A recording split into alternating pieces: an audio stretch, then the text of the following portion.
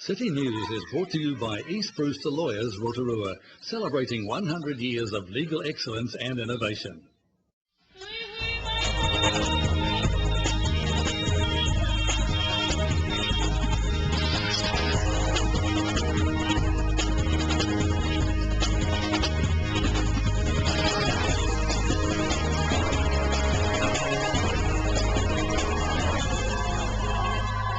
Kia ora Rotorua, ahead in tonight's bulletin. Mayor Steve Chadwick says all district councillors are working together to help reduce council debt. A number of the district's roads may get a change of speed limit, and the Rotorua BMX Club get council support in principle for a new track. Rotorua Mayor Steve Chadwick says staff restructuring and the postponement of some capital projects in order to reduce debt is supported by the whole council. RDC announced in December that the accounts forecast a $3.3 million shortfall, so drastic measures were needed to be put in place. We always knew there was debt. Right through the campaign we knew there was debt. It was really the opening of the books, I think you'd call it, in December, and we went up publicly before Christmas saying we've got a $3.5 million shortfall, so the debt was worse than we thought. But you've got to have a plan to manage your way out of that debt, and this new team are very keen to work together to find those solutions. It is a problem, but we're not technically insoluble. But if we kept borrowing, especially to cover operation costs, then the debt would have got out of control very quickly. So we've had 2 meetings now. One where we deferred, made some very hard decisions on some popular issues. The rural community take the first hit. We're not going to reseal a lot of those unsealed roads. But we've made the decisions based on some very balanced decisions. And I must say the council acted as a team and knew that we had to face this debt together before we can really invest in growth. And we will have the full 2-segment interview with Mayor Chadwick in City News on Monday night. Rotorua's Harvest Church officially opened their new premises at the weekend. Church pastor Dave Moore says the opening is the culmination of a lot of hard work. Yeah, it's been a wonderful day, and wonderful other churches come and support us, and people within the city as well, and people outside of Rotorua. But it's been a wonderful time. People from our neighbourhood as well. I said to the previous owners, "You built this for us." I said it just fits so well. Both a beautiful auditorium, just ready-made, ready to go in, and this wonderful dining room here. We're seating 400 people here today, and then the marae up the back. That is at the moment we're going to be looking to commission that as a community marae later in the year. Rotorua District Council has reviewed current speed limits on a number of district roads and is proposing to cut maximum speed on 4 roads subject to community consultation. The proposed changes include reduced speed limits on Tarawera Road, Hamurana Road, Otara Road and Wharenui Road. The speed limit in the vicinity of Blue Lake Tikatapu is also to be assessed. Strategy, Policy and Finance Committee Chair Meripeka Raukawa-Tate said the changes were about making roads safer for Rotorua communities. Residents will have the opportunity to make submissions on the proposed reduced speed limits through a public consultation program to be undertaken in coming months. In sport tonight, the Rotorua BMX Club has been given support in principle for a new elite international BMX facility to be possibly built on council land off Waipa State Mill Road. The club proposes constructing an all-weather free draining track with the potential to be the best in the country and would produce a design that meets elite international standards. Car parking, toilets and club rooms are also proposed at the site. At present, there are only 2 elite-level BMX tracks in the country, one in Auckland and the other in Wellington. RDC Strategy, Policy and Finance Committee Chair Meripeka Raukawa-Tate says the BMX facility would not only support the Council's Rotorua 2030 long-term goal around outstanding places to play, but would also support economic growth objectives by attracting visitors and leveraging business opportunities and employment. To your weather now. Tonight, the chance of rain with northeast breezes and an overnight low of 16. Tomorrow, Thursday, fine spells with the chance of evening drizzle. Easterlies, a high of 24 and a low of 14. And the outlook for Friday, mainly fine with the chance of evening drizzle. Light winds, a high of 24 and a low of 16. And the marine forecast, variable 5 knots, northeast 10 knots developing for a time in the afternoon and evening with waves less than half a metre. There'll be cloudy periods, mainly in the morning and evening. Still to come tonight in City News, Lifelink Samaritans are calling for more volunteers. We talk with Kay Brown. And Kitty Danielle spent some time with long-serving District Councillor Trevor Maxwell.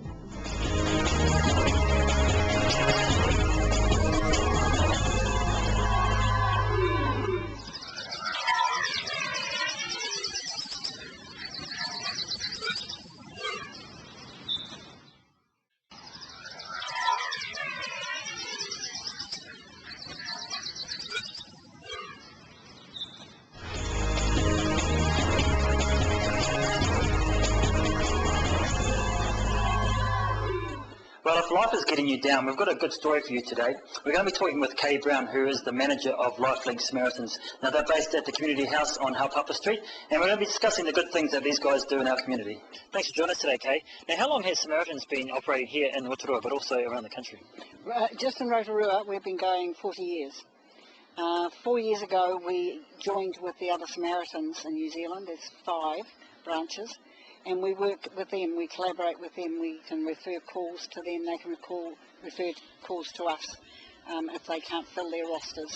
And what sort of things do people call you about? Is it to do with relationships? Is it to do with family stuff? What's the bulk of your calls that come through? Relationships. It is. Relationships. And that covers a wide variety. Mother, father, daughter, son, mother-in-law, whatever. Partners, married partners, dating, problems with dating. Is it young people or older people as well? A whole range, yeah. I often think that our average client is young, old, male, female, who has relationships, financial, mental, physical problems. And they call you just to get advice, and do you direct them onto other people or refer them to other organisations? We do in certain circumstances. The majority don't ring us for advice. They ring because they want someone to listen. And that's what we do. We're there 24 hours a day to listen. And a lot of people don't need much more than that. They're often in situations where people don't hear them. Wow. And they just need to sit and talk to you. And be accepted, not be judged, no one's being critical with them. Just accept them as they are as human beings. Now, I'm sure our audience at home can see, but just behind us is Community House. Now, next door is obviously the citizens of Ricebury. You've got the Sallies just down the hallway. Do you work with those guys? Is it a collaborative effort with them? We can. We do 3 days a week. We do drop-ins for people to come and have a coffee. That's a lot of our homeless, mental health patients, just general people. They'll come and have a coffee, talk if they want to, and often we can, particularly those ones, we'll refer them to Salvation Army for food parcels, or CAB if they need more specific advice. So we do work in a little bit with other people in the buildings. Now, you mentioned homeless people. Now, let's just go down that track a little bit. Is there a lot of homeless people in Rotorua, and are they coming to see you to get help, like how to find a house, maybe, and go into employment and things like that? No, not really. They know all the places around town where they can get a free meal or get a night's stay and things like that. They'll go to the CAB if they need more particular help. They basically just come to us because we're one of the few places that just accept them as human beings. We don't look down at them, we don't judge them, we just accept them. And that's not usual for them. They're usually stigmatised. And there's about, on any given day, there's 20 or 30 sleeping rough. In Rotorua? In Rotorua. Wow. They seem to know they have their posies. They get up in the morning and they'll pack all their gear up and hide it and hope it's there when they come back. They know various places around town where they can get a meal or a coffee or things like that. Which is great. Yeah. Yeah. And they know it takes time to build a relationship with them. It's very hard to get a homeless person back into normal society because it's not something they do for 5 minutes. It's something some of them have done for years. Now this is a free service, isn't it? Yeah. So to offer the free service, do you need sponsorship or do you need donations from the public? Yes, we get funding, a certain amount of funding from MSD and lotteries and COGS and RECT, but we have to go to other private funders for specific projects, but money is always a problem. Yeah. Name some of these specific projects, because I find that quite interesting, because obviously you've got the office right there and you're sitting there on the phones, but you know the wider picture is these projects, so just mention a few of those. Well, not so much projects in the sense of like you can fund specifically for telephone costs, things like that. A few years back we were looking for funding for a call centre that handled all our calls to our workers, and it was costing us like $7,000 a year, and it was unsustainable. And we got an application approved, and then we decided, can we use the funds to buy a computer to run our phones? And we managed to change the use to buying this thing, and it saved us $7,000 a year. How about volunteers? You mentioned workers, but obviously they would be volunteers. Do you need volunteers? Yes, always need volunteers. It's not hard work. It's a few hours a week, a couple of trainings a year, ongoing trainings, and most of them work from home. We have a few that work through the rooms, yeah. But the majority of volunteers, once they're trained and have done their probation, they can then take the calls at home because the computer sends the calls to them when it's their turn. Now before we go, Kay, obviously you can't give names or tell names, but give us a good news story where someone's called you and you've had to listen to them and you're about to help them. Oh, one time there we had a young man come into our rooms and we realised that he was seriously at risk of harming himself. And we took the appropriate action. We got him into the system and got him some help. And about a week later, he came into the rooms and thanked us for doing it. And that was quite satisfying. Good stuff. Well, you guys do an awesome job in our community, so I'd like to thank you. And keep doing what you're doing. Thank you very much. Cheers.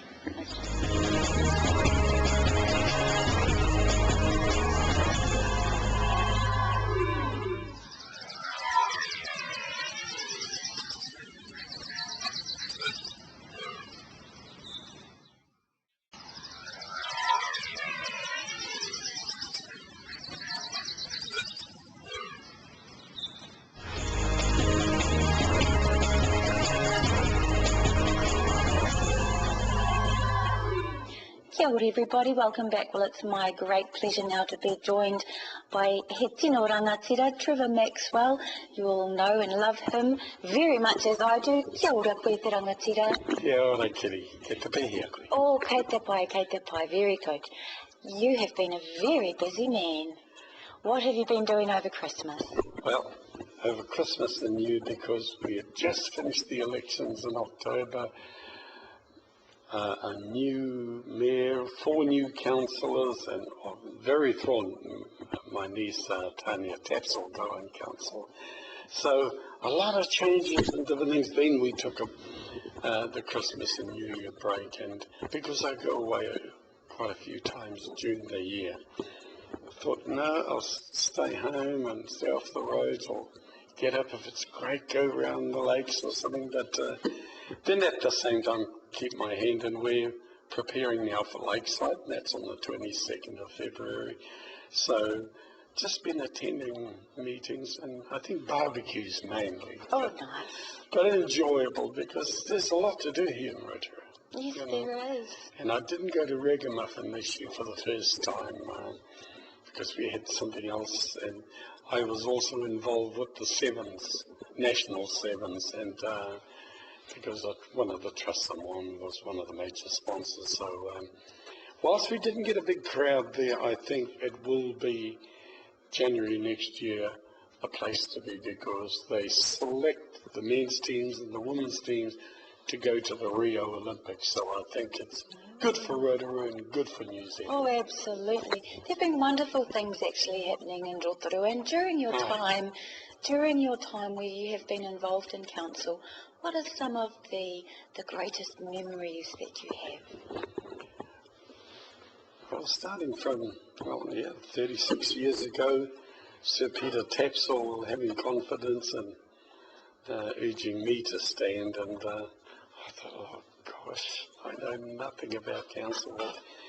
At the time I was doing a half-hour radio program on a Sunday morning, Maori music and Maori news, and a lot of the listeners were non-Maori, and He said, no, it's popular and you'll get on council. So that was a big thought, to sort of get on council, something right out of my comfort zones. And so now, with that link, it has almost come full circle, because now you have a new young capsule Yes. that you're helping. Actually, that is something that I'm pleased about, because she came, her nan is a sister of my late wife, Atareta, and young Tania was on our youth council here for 2 years, and she always said to me she was interested in becoming a councillor. She was 17 at the time, and I thought, oh gosh, well, 2 years as a youth councillor will put her off. But no, it didn't, and I was so thrilled and she ran a neat campaign, and I helped out where I could, but the truth is, she got there on her own merits and young, great ideas. And she has entered with phenomenal success and phenomenal support, hasn't she? Yeah, she has, and she will do well. And you have always had an interest in tourism, and you have some special roles in that, don't you? Yeah, I was told some 6 years ago, the then head CEO of Tourism New Zealand, they wanted, again, wasn't a Kaumai tour or anything like that, but they wanted someone involved in tourism, but involved with Māoridom, and especially, I think, because of my strong interest in kapa-haka and entertainment and promotions, and having done many for Tourism New Zealand in the past, that they brought me on as and so they said, well, we found the name, and I thought I'd copy it from good friend Modi or here. He's kaupapa director at council here. So I thought, well, why not kaupapa director for Tourism New Zealand? And so I came on board when Tourism New Zealand was deeply involved with the World Cup promotions here that New Zealand was hosting in 2011.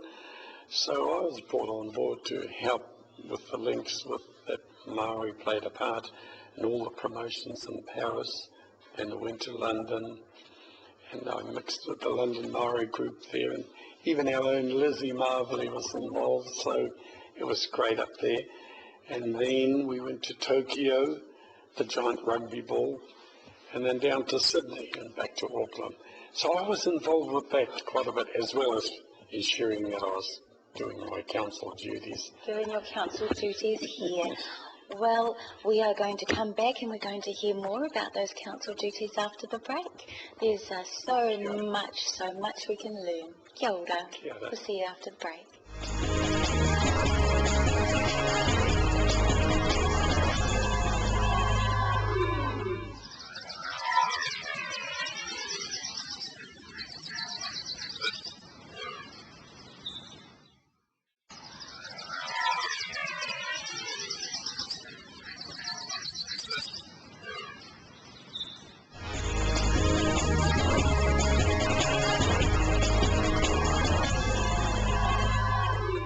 Kia ora, welcome back, where we continue our kōrero now with Trevor Maxwell, who has been an influential figure for so many years in Rotorua. It's my privilege to have a kōrero with him again.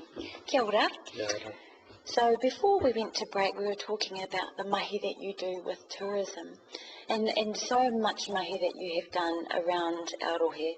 I would like to know why. Why with tourism? I think why so much mahi? Why so much giving? Why so much community work? I think coming from a little place like Awaho, past Nongataha there, and a large family of 9 of us, youngsters, and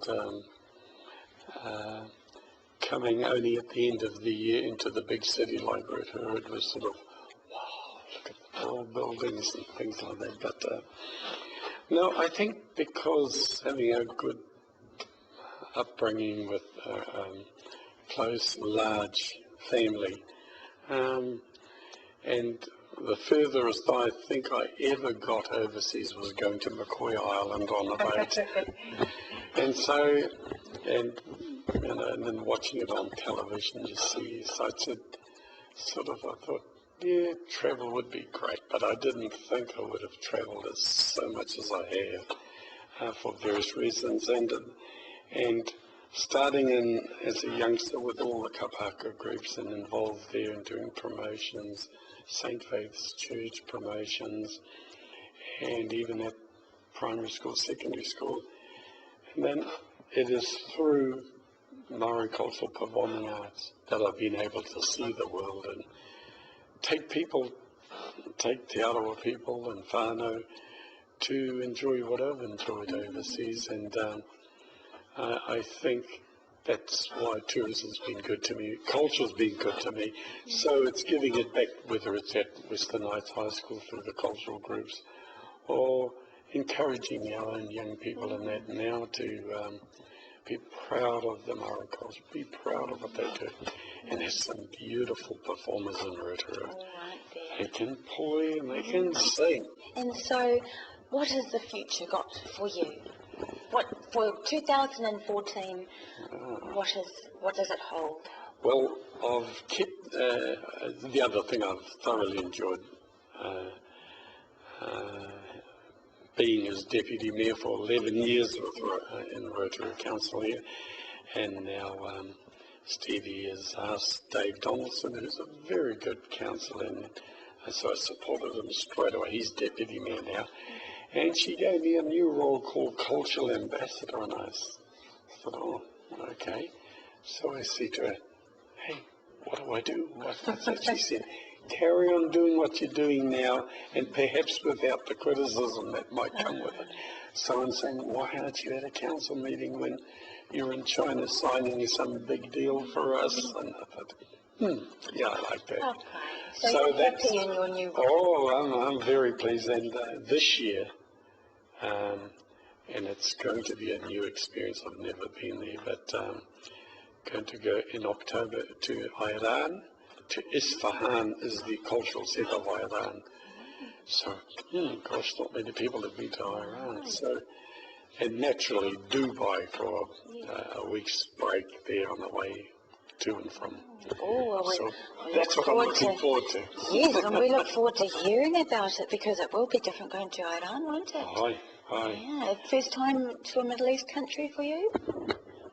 We did Tunisia when we took Hane Manehi's Komimati back to Takruna after Prince Andrew came out and gave the honour to the Manehi family with King George's, one of his swords. They didn't give him the VC, but it was another way of honouring. So many of us went up to Tunisia. Well, you rub shoulders with royalty all over the world, don't you? I've been fortunate. Oh, beautifully humble. That's what we love about you. Kia ora. Ka mihi nui kia koe o tēnei wā. Ngā mihi kia koe mō o kōrero me tō mahi. O mahi nui o mahi aroha mo te hapori i konei. Mō Rotorua mo te ao Māori whānui. Ngā mihi nui kia koe. Kia koe hoki. Kia ora. That was District Councillor Trevor Maxwell talking to Kitty Danielle. And we'd love to hear from you if you have any news or information that you'd like to share with us. Give the station a call on 0734 88 984 or email news@tvrotorua.co.nz. Thanks for watching tonight. From Aria. Supporting local content so you can see more of New Zealand on air. City News was brought to you by East Brewster Lawyers Rotorua, celebrating 100 years of legal excellence and innovation.